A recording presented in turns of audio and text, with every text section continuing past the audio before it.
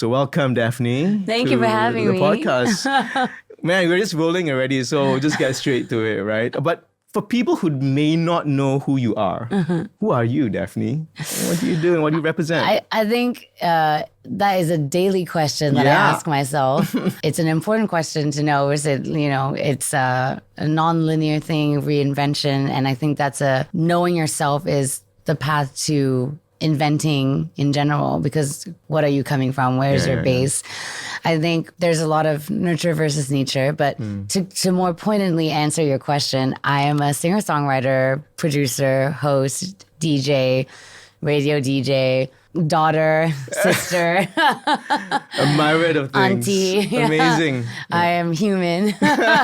Most importantly, human. Moreover, over everything, I think I'm figuring out, I'm a human that loves deeply, that connects, wants to connect with people, hopes to inspire myself and others. And I just want to help. I just want to make people happy and help. And I sense it whenever I meet you, we get into really deep conversations about life. It's so true, actually. Right? I think we've only sat down and had coffee like a handful of times.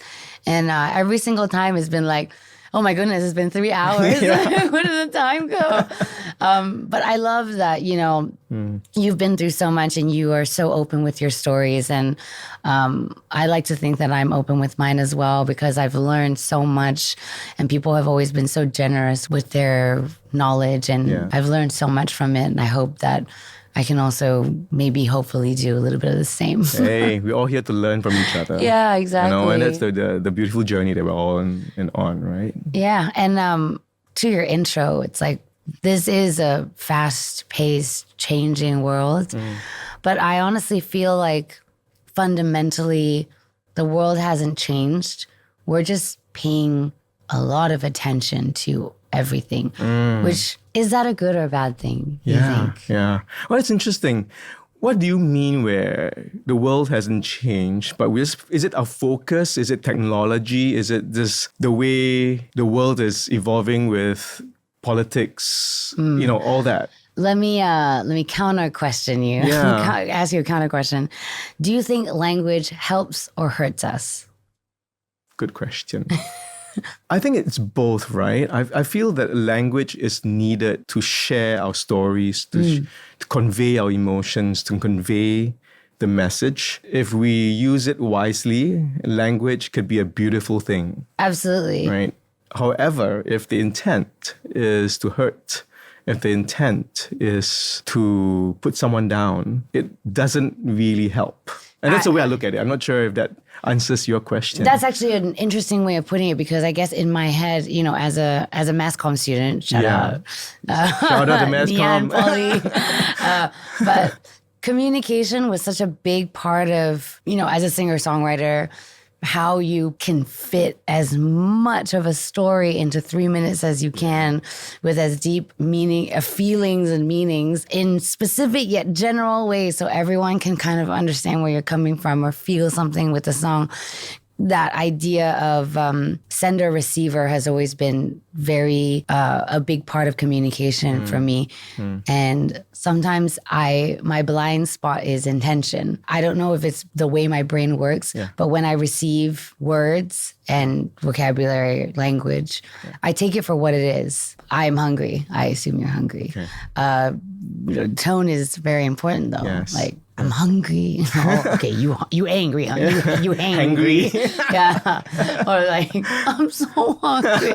Okay, but then I feel, you know what I mean? So delivery is also very important, but the idea, the reason I asked if language helps or hurts is because even on the basis of everyone has the best intention, sometimes when I send my message, the way it is received is can be finagled in between. And I don't know if you've read the book, The Medium is the Message, where how you say it, like let's say you're a corporation and you place an ad like for marketing or whatever, how you say it. Am I doing it through a print ad? Am I doing it through TV? Am I doing it through radio?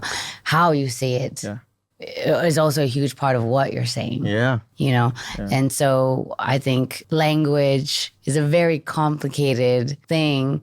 Communicating is also just as complicated. But I was just talking to a friend the other day about how, you know, being able to communicate what you're thinking or feeling to someone else is so important, and it's such a big power.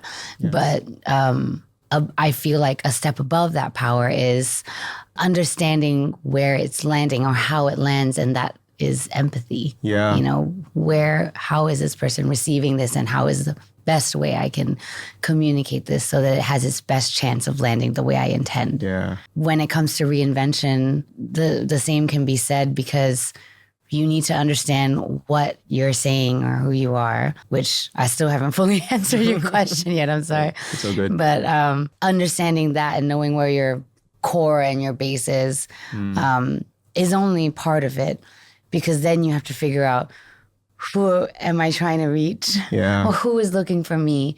And I think when it comes to me and my music, which is something that I'm really passionate about, I spent my whole life doing, and I feel like I'm coming back to in my late 30s, is a magical thing. Yeah. Because I feel like I finally have the brain capacity and empathy and maturity, I want to say, to think about those things and stop chasing being loved or having people like my music. Yeah. It's like, hey, who is looking for what I already do?